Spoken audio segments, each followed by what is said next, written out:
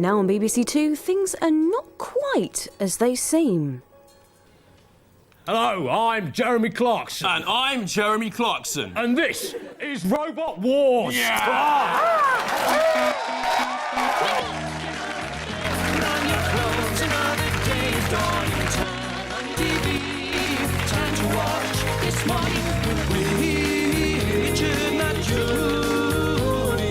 Let down your hairs, forget all your cares. Kick off your shoes, here is the news. Take off your shirt, here is the dirt. Take off your pants, thanks. With Richard and Judy. For better, not worse, it's live, not rehearsed. Made for no money, surprisingly funny. Welcome your hosts, they go rich and Stu. They have no idea, so let's see how they do on this morning with Richard and Judy.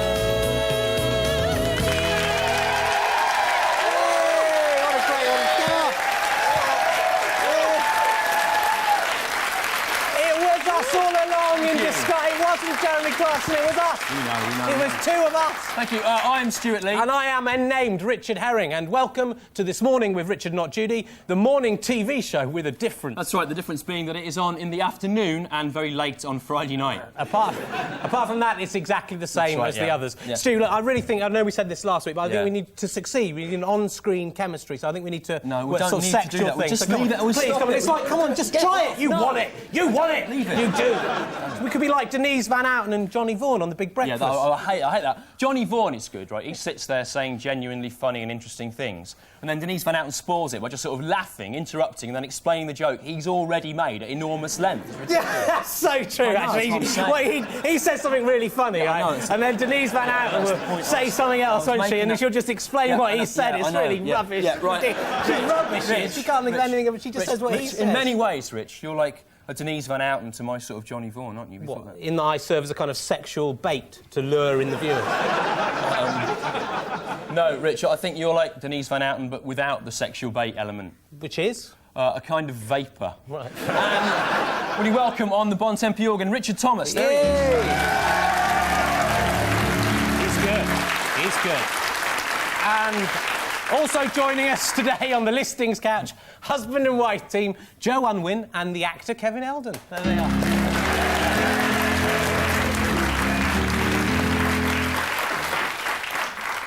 See, they've made a little action figure of Lee Hurst there. Anyway, there's one of you, Stu. Look, he's got the same haircut. Right. Now, if you were watching last week, you'll know that, like the new Labour Party, we have written down 5 unchanging aims, which we promised to achieve by the end of the series. Yeah, let's recap on those aims and see how we've done so far. OK, aim 1 is to mark Michael Flatley's imminent retirement by organising a gala performance of Riverdance involving all the dancers who've ever worked with him, and that's going to take place on Michael Flatley's face. That's right. Aim 2, to reflect public excitement at the British Winter Olympics bobsleigh bronze by sending a drunk clown to some deserted waste ground to let off a single party popper and then fall down in a puddle. Yeah. Aim 3, to counteract global warming by getting all our viewers to blow on the world as if it was soup.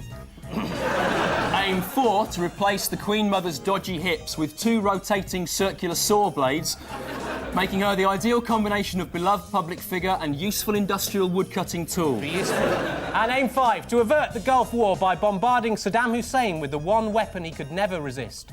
Love.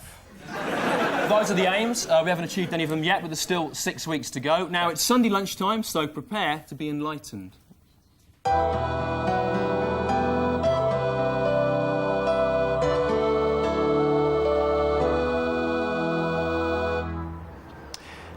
Peel away the skin of the banana, and you shall see the fruit.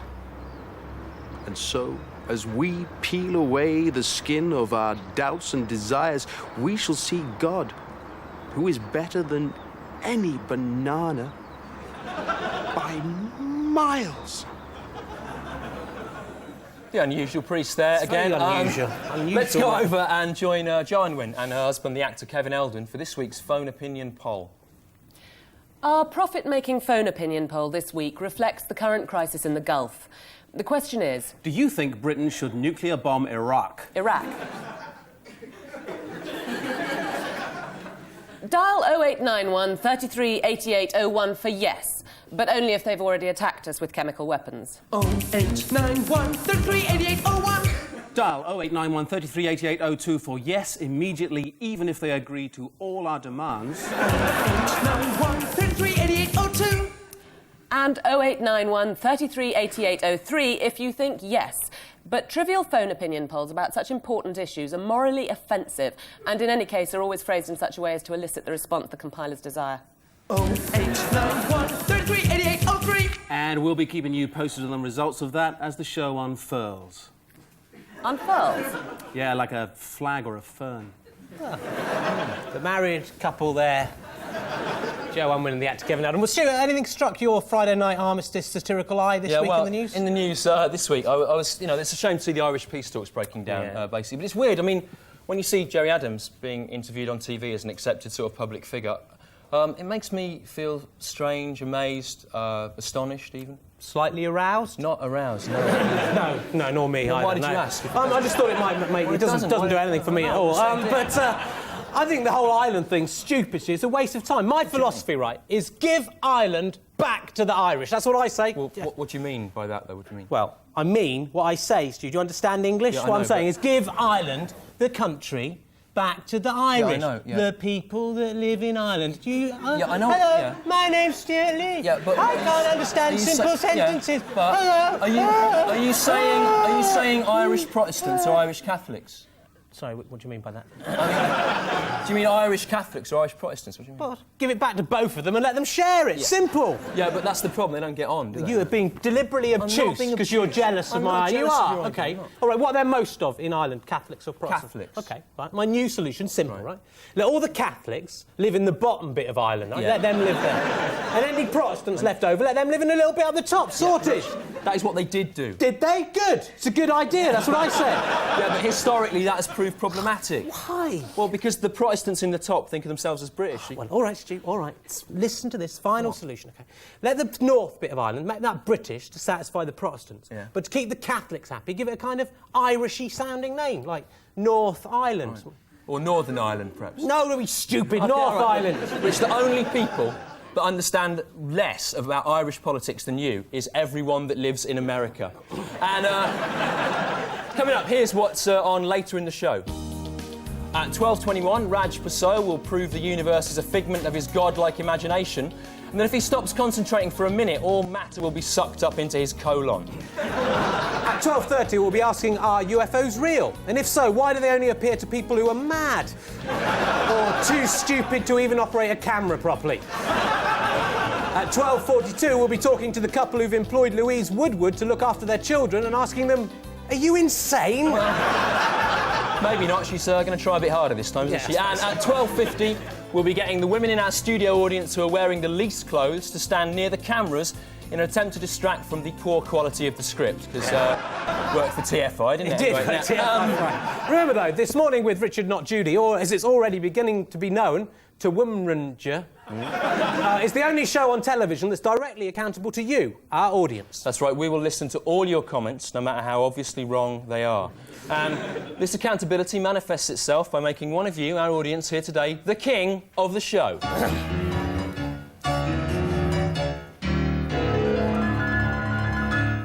Now, as king, you're going to be spoiled bloody rotten. Hoar! Firstly, you'll be waited on by our two handmaidens, Trevor and Natalie. Here they come. Trevor and Natalie. They're easy on the eye. Hello, Natalie. Hi, Trevor. He can't speak, Trevor. We can't afford to pay him to speak, remember? Yeah. Sir, not been going too well with Trevor, Rich. No, sure. he doesn't seem interested in me. It's such a shame, Stu. He's so attractive. I want him. Yeah. I don't think he is attractive, though, and I've worked out what it is. Look at his face there, right? His face is too small. Look at that.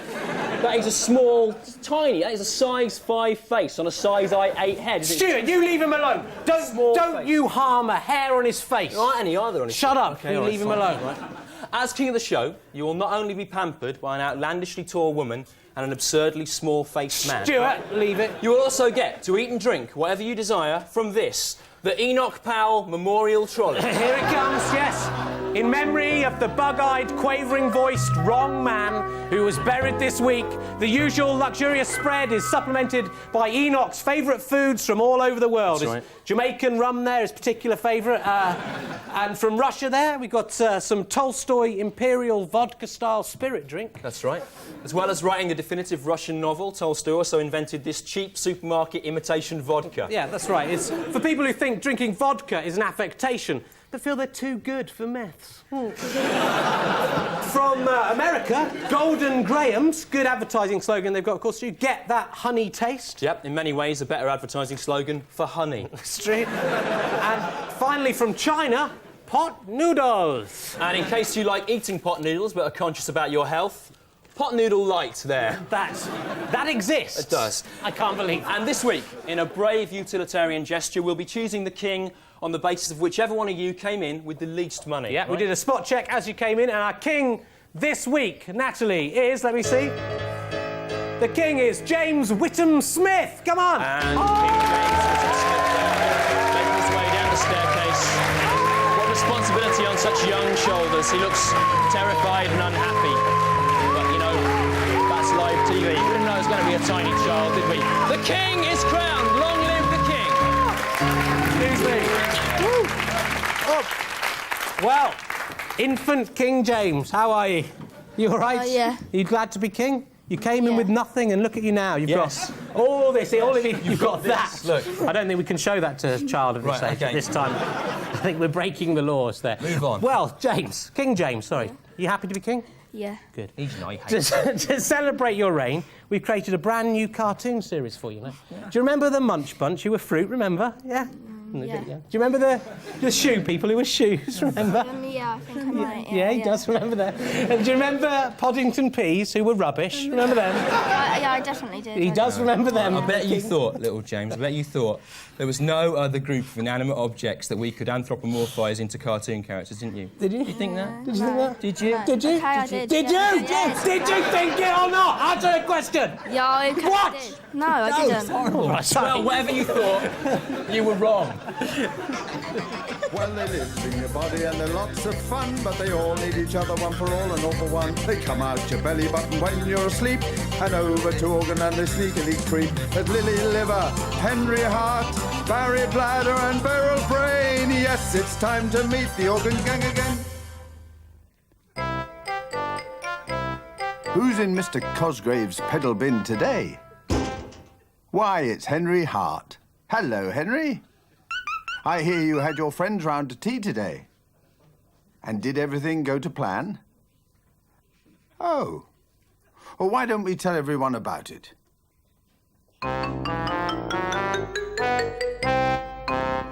Henry's house stands on a busy crossroads under the Hart bypass, literally in the very heart of Organland.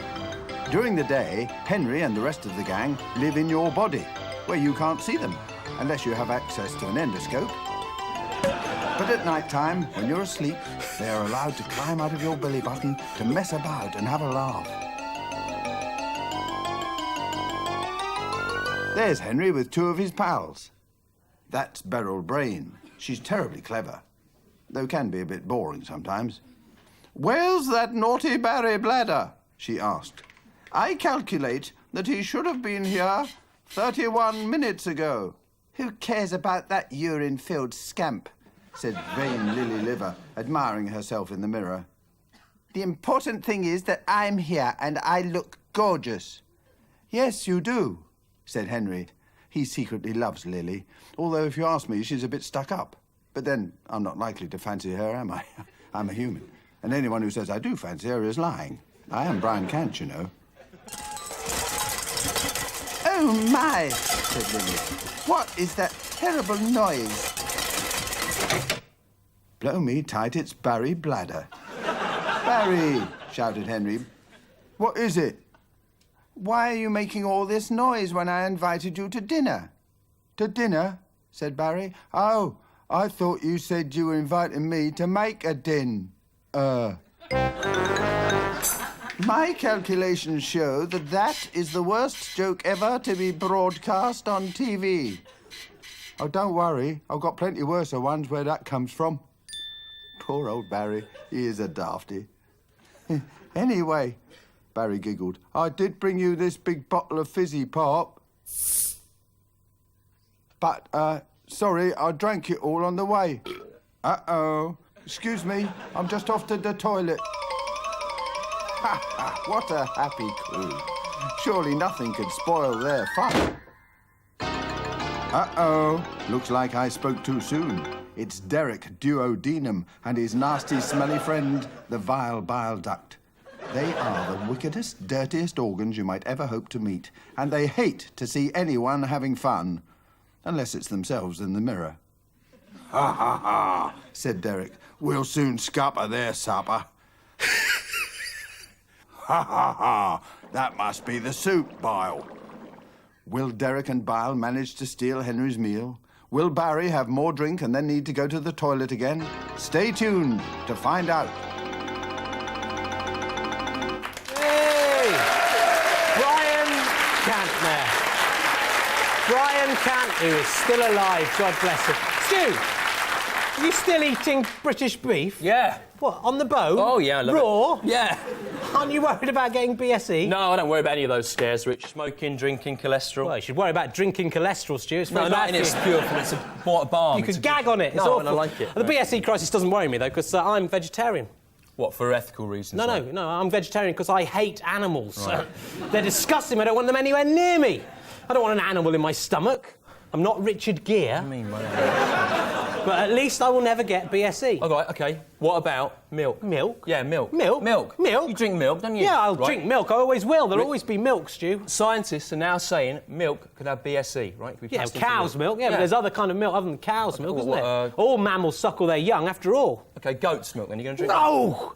I don't want to drink goat's milk, do I? The goat is a dirty, lascivious animal. Okay, all right. You don't know where its teats have been, All right, okay, dragging all in right. the dirt. What about sheep's milk, then? Oh!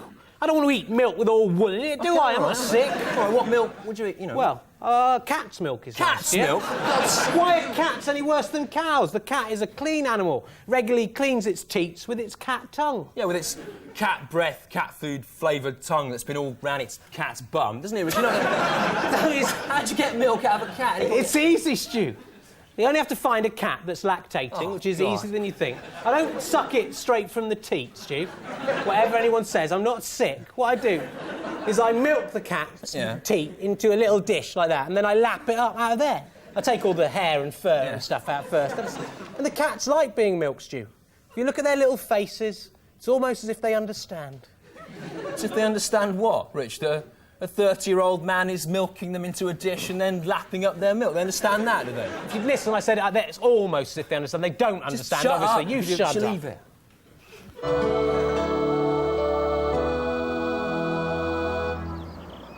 Shall a monkey that has followed the word of Christ be accepted into heaven's gates? Yes, he shall. Shall an ant that has followed the word of Christ also be accepted? No. Such is the wondrous plan of God. Now, King James, you are the new king for about another half hour. Is there any law you'd like to put into action? What is it? Yeah, that Jim Davidson should be shut up in prison. Like Jim Davidson. You put in prison. Make it so! Make it so! The king has spoken. The king has spoken. Out of the mouths of babes, the king has spoken.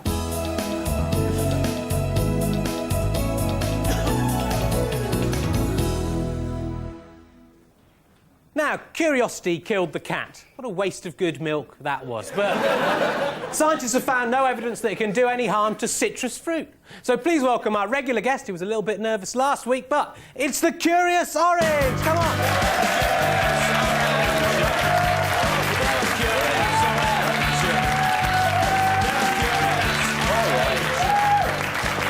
Hello, Mr. Rich. Hello, Mr. Stew. I am Curious Orange. All right, are you a bit more confident this week, Curious Orange? Yeah, I hope so. You were awful last week. Stewart, all right, give him a break, come on. It was so boring. It's It terrible. isn't boring, it's It is. interesting. He's a speaking orange. Yeah, an orange that speaks a load of boring rubbish. Stewart, It's terrible. shh, leave him alone. Come on, what are you curious about this week, the Curious? Shut up, the Curious Orange. Well, Mr. Rich, this week, this little question has been tickling my curiosity. Just hurry up. Stew.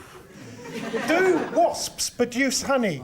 I mean, we all know that bees make honey, and wasps look a lot like bees, but I've never seen a jar of wasp honey for sale. You noticed that? How interesting that is. Stu, Isn't it? so an interesting I'm question. very curious to find out the answer to this curious question. Well, I can answer this one for you, the Curious Orange.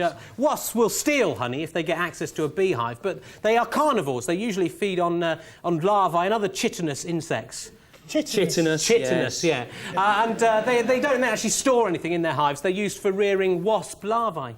That's the answer. Well, I never. What a curiosity. Yeah. You never guess to look at them with their sort of yellow... So, black is your curiosity satisfied now? That was a good question, wasn't it, that I asked? Yeah, it was. Quite a good question. Good. So, is your curiosity satisfied? Yes.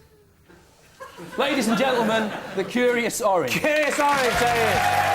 That's the Curious Orange. You might not like him now, but you'll all be doing it in the playground in a month's time.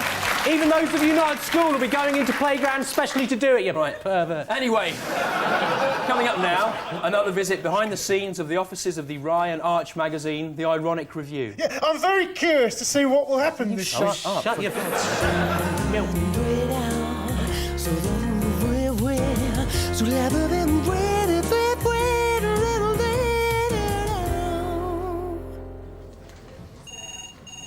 I think what keeps my magazine, The Ironic Review, on the front line of popular culture is its columnists. Sure, they're competitive, particularly Tony and Simon. But it's a competitiveness which breeds excellence, like the competition between cocks in a cockfight. In a cockfight, both cocks learn something about themselves and come back stronger for the next fight. Tony and Simon are certainly my biggest pair of cocks. That is my pencil, right? It's obviously my pencil. It's got my name on it. See that? Tony. I wrote that. You wrote that. Yeah, it was ironic.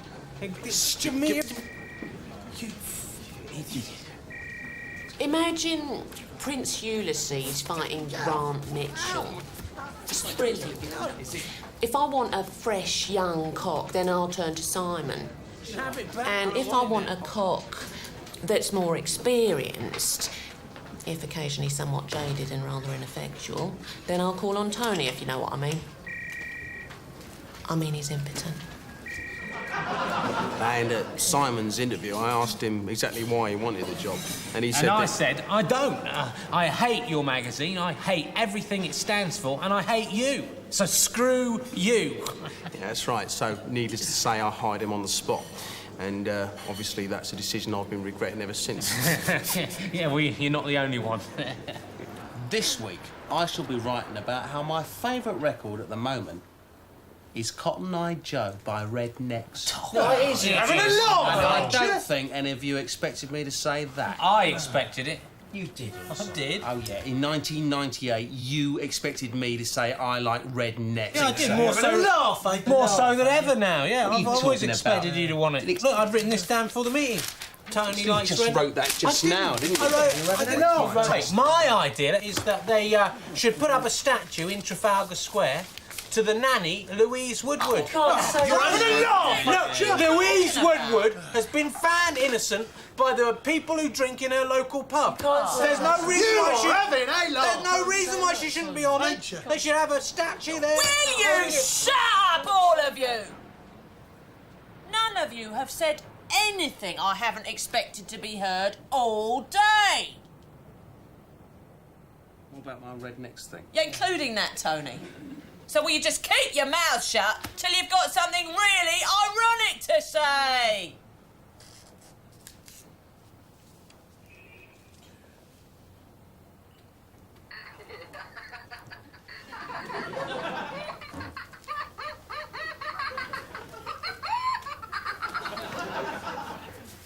My favourite animal is an otter. All right. It is as well. All right, the otter. Let's kick that around for a bit. Otters, anyone?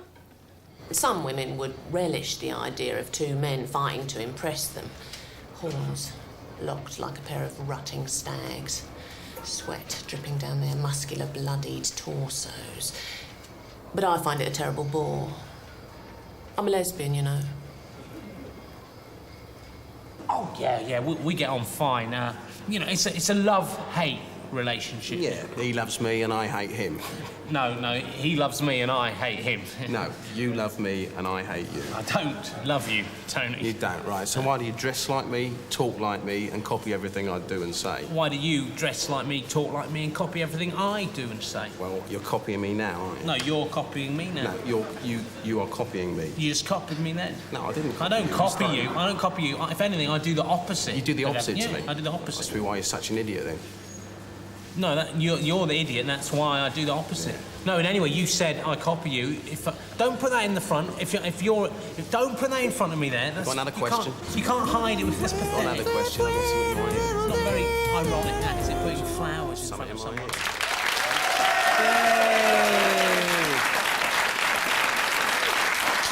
Hey, they're great. Over to Joanne Wynne and her husband, the actor Kevin Eldon, to see how the viewers' phone opinion poll's going along. We've had 1,234 phone calls. 20% said yes, 62% said yes, 18% said yes. So it really could go anyway, guys. Right, our interview guest today has appeared in the Friday Night Armistice programme. He's written for Brass Eye and for Alan Partridge. But he's probably best known for his appearances in the pot noodle adverts. It's Peter Baynham. Hey, Peter Baynham. Hey, say it, Pete. Say it. No. Say the thing. No. Pot noodle, say it. No. Say the thing. No. Say it. Make me do it. Say the thing that we all want to hear, Pete. Say it. What do you want to hear him say? They don't know. They know. I'm better known for my appearances on Radio 4's The Harpoon. You are known. I am. Hello, The Harpoon. Nothing. Do you actually... Too gorgeous. That's brilliant. That's the best thing you've ever done. Right, off you go then. That is the best thing I've ever done. Cheers. Cheers, that's all right, yeah. Like, no, do I get money for that? Do you like pot noodles, though? No. Don't you? I can say that because I'm not in the adverts anymore. Oh, yeah, I noticed that. On TV, though, you said you did. Yeah, I know. I felt differently then. That was a year ago. There's a lot has changed since then. Do you like the new adverts better than the... Have you seen the new pot noodle adverts? No, they haven't. That's how successful they've been. They're like the Shawshank Redemption. They're terrible. They're awful, yeah. Anyway, have you got any behind-the-scenes secrets about how the pot noodle adverts were made, Pete? Yes, they were made with sick. Yeah. It's not that... I mean, the ones you buy in the shops aren't... got sick in them. It's just that I like... It's nothing weird or anything. It's just that I prefer I like the taste of sick. Well, Pete, we didn't bring you on here just to talk about pot noodles, Pete. No. We also want you to eat some of them, so there you go. Which is your favourite flavour? This is a trick, Have you seen pot mash? Pot mash? That's a fantastic idea. This is like mashed potato in a pot. Yeah. This is a new thing they've thought up since Pete. Are you going to eat that? It's like potato, but worse.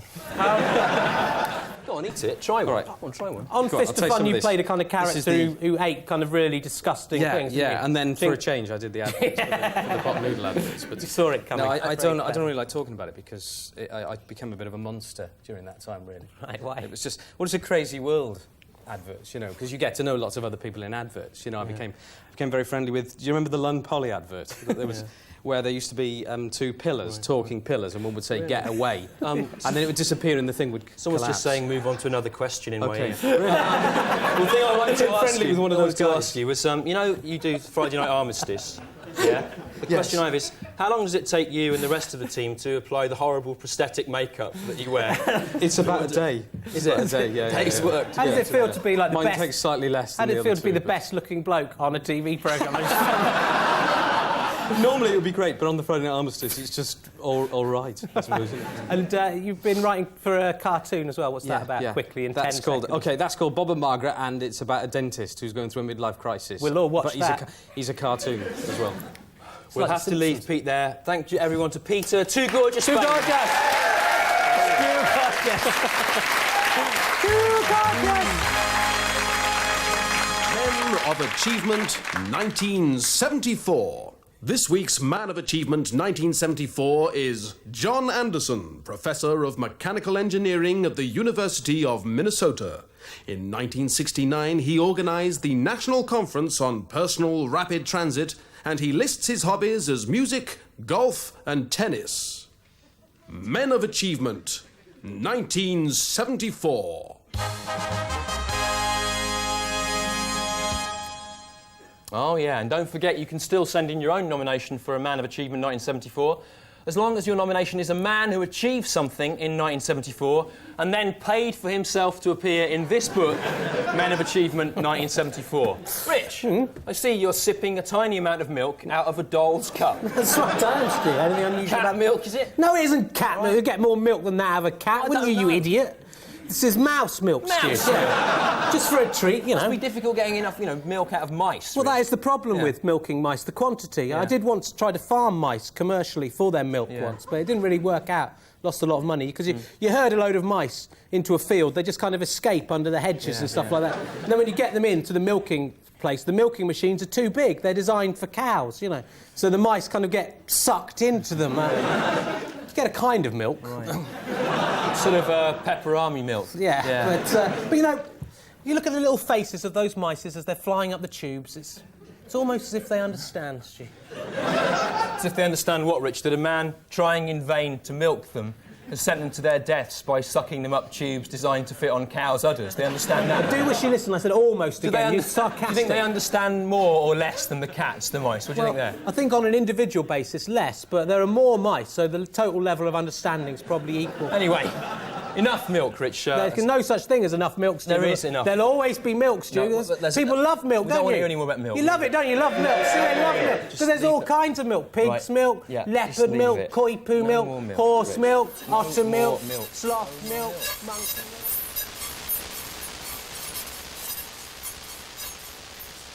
I am Roger Crowley. Destruction follows me like a shadow. On Tuesday, I filled a parcel with maggots and posted it to the Prime Minister of Canada, whoever he is. Let the mayhem commence, I cried as I walked back from the postbox. By the time he opened it, the maggots would have hatched, and all the flies would burst out into his face, thus. On Thursday morning, my doorbell rang. The postman had a parcel for me. I tore it open before I had a chance to read the label. Insufficient postage returned to sender, and the flies swarmed into my house. My plan had failed. But imagine if I had succeeded. Imagine what those flies might have done. Oh yes, my friends, one day you will all see my power.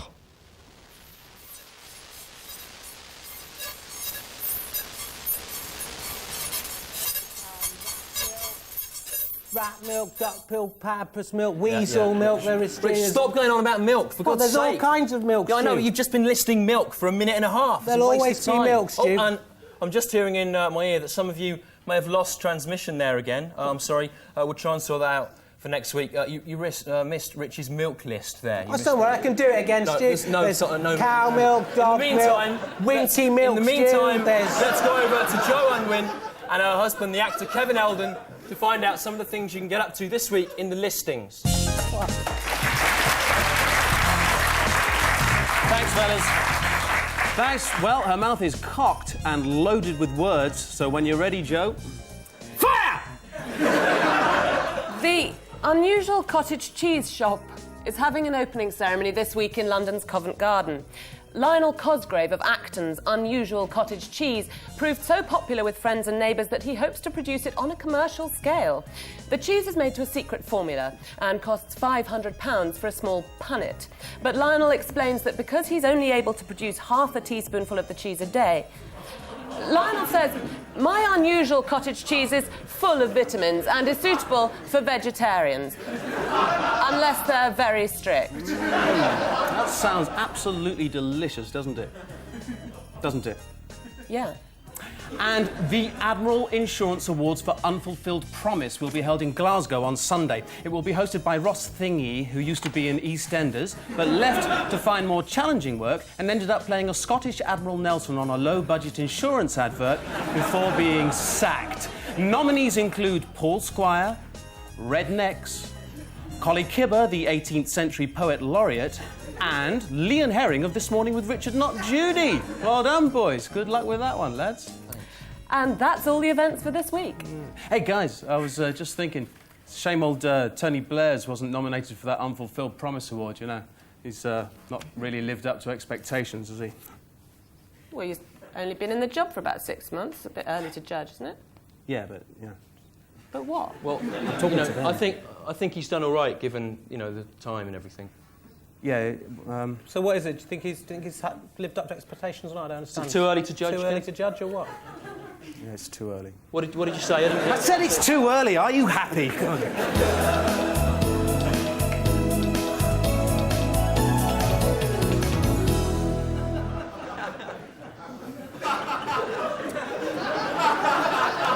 Rich, I see that you were drinking an enormous glass of milk. Yes, that's right, Stu. Anything unusual about that? It's blue whale milk, Stu. Whale Yeah. That's one squirt of a teat, that is, yeah. They're mammals, they suckle their young. Like all mothers, Mother Nature pretends to protect us, but is all the while scheming to attack us for her own pleasure. Hi, I'm Greg Egan, BJ from BJ and the Bear. Of all God's things that he has made, the one that there is the most of is insects. There are more insects than you could count ever. This we know. But do we know what happens when insects attack? This week, gnats. It was a balmy June night, and Penny and I had just stepped outside for a breath of fresh air. Yeah, we were walking through the trees down by the river, which I now know is where they breed, but I didn't know that at the time. We had no interest in gnats back then. Remember, no attempt has been made to tamper with this genuine camcorder footage. I suppose the gnat must have just sort of been there, in the air in our path, and we just walked into it and disturbed it. As you can see, it took us quite by surprise, because it flew first straight into my hair and then started bothering Eldon as well. I tried swatting at it, and then I clapped my hands to scare it away, and it seemed to go. We still don't know whether we killed it or whether it just flew away. Well, Penny and Eldon certainly won't be walking by the river again. However, barmy it gets. They have seen with their own 4 eyes just what can happen when insects attack. I'm Greg Egan. Goodbye. I made this!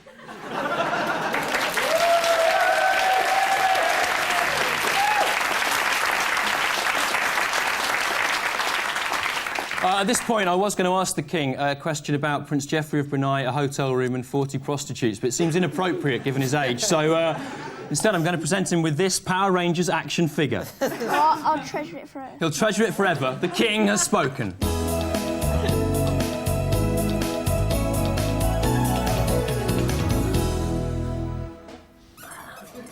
Rich, what are you doing? What are you doing there? What are you doing? Milk.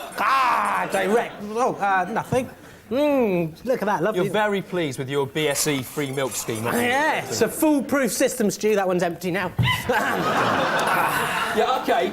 Good system, but what if all animal milk is infected by the food chain? What are you going to do then? My poor fool. Don't patronise me. There's other milk other than What animal other milk, milk isn't is there, the Stu? what? What? What? Not our. It's not an our situation. What about human milk? Human milk? Yeah. To get enough human milk to drink, you'd have to farm women. Yes. You look as if you do want to do that. Look, if I wanted to farm women for milk, I would have to kidnap some, keep them in battery chicken coops, then every day the women would have to suckle me, and I'd have to store their milk in my cheeks, then spit it into churns, which I would sell by the roadside to passing motorists. You've thought it through, haven't you? Yeah. You sound like you do want to do that. Yeah, I said if I wanted to do that, I would do that. And I do want to do it, so I do! You can't do that to people, you can't... Stu, they like it. The women like it. If you look at their faces, it's almost as if they understand. You are sick. You are sick. I'd ask you this question, Stu. What? Who is the real sick man in this so-called society? Is it the ordinary, normal man who makes an honest living farming kidnapped women's milk, which he spits along with some of his spit into churns, which he then sells to unsuspecting motorists? It's not looking good for this Wait, man. All right. wait, until you hear the alternative. Or is it the businessman in his suit and tie, milking the system to make upwards of £12,000 a year? It's the first one again, Rich. It's the milk-spitting, mouse-farming bloke. That's the sick one. The businessman's done nothing wrong. Yeah, it's closer than last week, though, wasn't it? Worse in many ways, further away. Well, I didn't think it through. Think it through. Well, I didn't think it through. Are we going to join us at the papers? Yeah. Will you, to join us, have a look at the papers, will you welcome back Peter Bainham, please? Hey! 1 moment of confusion in 2 weeks. It's been good. I agree with you. How long have we got here, anyone? So, Pete, what has literally caught your Friday night My armistice? Friday night armistice. Literally this week. This week you can say that, isn't it? It is my Friday night armistice satirical. I was caught by the story about Stephen Hawking in the papers, where he said the universe originated, it was the size... He said it was similar to a pea-like thing. Before the Big Bang? Yeah. I think he's confused everything with just peas. Yeah. Basically. Yes. When he says it's pea-like, do you think he means... that it was the size of a pea, or that it was really massive but had the qualities of a pea? Yeah, it was infinitely large, but was pea matter. I think he's wrong, right? Because, like, let's just take this table, right, for a start, right? This is just a selection of a few of the things that are in the universe. Like, by no means the majority, right? Let me try to get... By no means. Probably, like, less than 50% of the things in the universe are here. I reckon if I tried to put these all together... like, I'm never going to get that down to the size of a pea. So how... He hasn't thought it through, Stephen. Pure science, Rich, there. I think he says these things because he's cleverer than anyone else in the world, so nobody can disagree with him. Yeah. Right. So he could say the universe is like a child's dress, and the cheap child's dress. And we can't prove he's wrong. He certainly is a mad genius, isn't he? He could be in a James Bond film undersea. I am going to destroy the world with my pea matter gun. Have you read The Brief History of Time? I have, yeah. Well, I got as far as anyone else, which is up to chapter 3. Yeah. And nobody gets any further. And if you have to actually look for chapter 4 onwards, there's nothing there. It's just pictures of Stephen Hawking spending loads of money after that. And there's the instructions to his voice Brief box History of Time, but it wasn't brief enough for me. Wow, that was like real satire we did there. It was, Pete. Thanks for having us along. We did attack. Give him a big round of applause. It's Pot Noodles. Too gorgeous. Peter Bainham, there he is.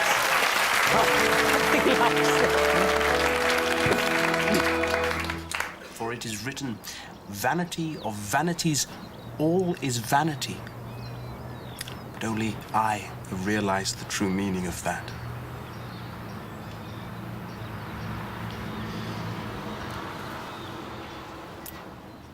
You join us in chaos. Something unusual. It's the end of the show. This final section is going to be directed by the BBC's new blind director. Yeah, he just did the previous bit as well. So it went well. But that particular shot was actually shot by a sighted cameraman. Yeah, check your prejudice in. You're the sick one. Just time to get the results of the phone poll from Jo Unwin and her husband, the actor Kevin Eldon. Yes, and as you remember, the question was, should Britain bomb Iraq? Iraq. Please. And we had 1,270 phone calls. The results are 20% said yes, 62% said yes, and 18% said yes. Yes. Pretty conclusive there. Right, next week the king of the show is going to be our oldest viewer, so if you think you might be the oldest person watching the show, then write to us, tell us how old you are, and if you're the oldest viewer, then you could be sitting there with that very young person sitting. Oh, the irony. That's right. And the address for that or anything else is This Morning with Richard, not Judy, room 3306, BBC TV Centre, Wood Lane, London, W12 7RJ. Or you can email us if you're a nit, or visit our website there. The address should be on the screen, hopefully. Are you on the internet, Stu? No, Rich, because I don't like Red Dwarf or child pornography, so it's of no interest to me.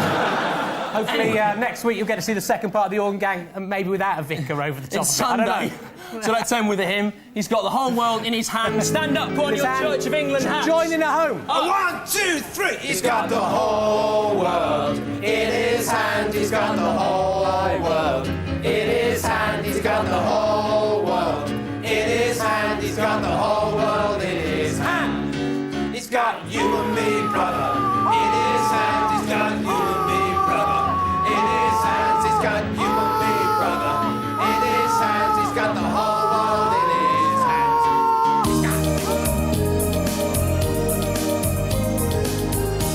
I made this. Oh, I did.